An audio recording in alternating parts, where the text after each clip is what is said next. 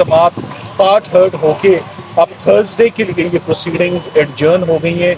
Thursday को यहीं से रिज्यूम किया जाएगा दोपहर 2 बजे और ज़मानत पर आर्ग्यूमेंट्स होंगे। सो आज की हेयरिंग में हम बहुत सेटिस्फाइड हैं कि जो पॉइंट्स हमने आज रेज करने थे वो सेटिस्फैक्टरीली हम करने में कामयाब हुए। सलमान साहब, ऑफिशियल सीक्रेट एक्ट एक बड़ा स्ट्रिक्ट कानून है और ये बड़ा पुराना कानून है, जैसे आपने अपने दलाइल में भी कहा।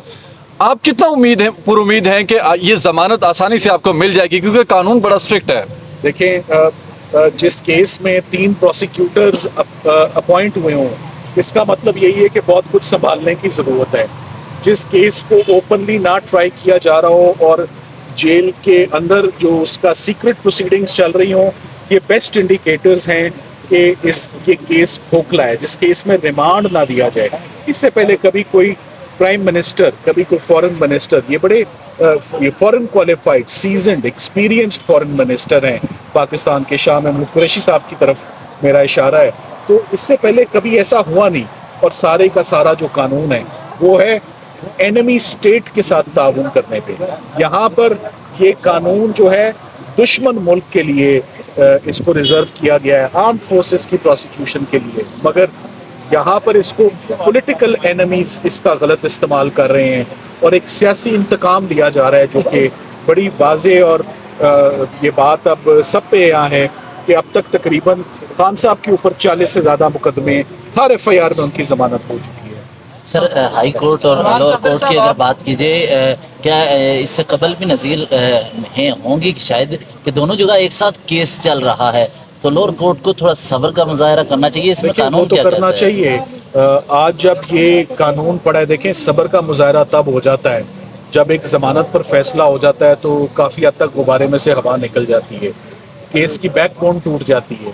सो हमारा पूरा फोकस इस ज़मानत पर है और अब ये ज़मानत चूँकि सुनना आइडियली इसका फैसला आज ही आ जाता तो बहुत ही मुनासिब होता कि प्राइम मिनिस्टर की डिटेंशन पे और फॉरेन मिनिस्टर की डिटेंशन पे अदालत अपना फैसला आज ही सुनाती।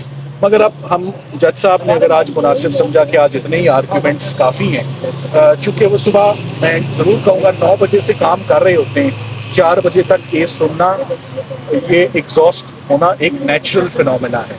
मगर बेहतर था कि तसलसल के साथ हम कल सुबह से शुरू करते, मगर कोई बात नहीं, हम कल की बजाय जैसे जज साहब ने हुक्म फरमाया कि आप जुमेरात को अपने आर्गूमेंट्स कंप्लीट करें, हमें ज़्यादा देर नहीं लगेगी, विदिन 30 मिनट्स हम अपने सबमिशंस कंप्लीट करेंगे। समाप्त करके आप अपना सवाल पूछें। जी, सलमान सफदर साहब, आप टीम के हेड हैं और इमरान खान साहब की 9 केसेस में जमानतें हो चुकी हैं।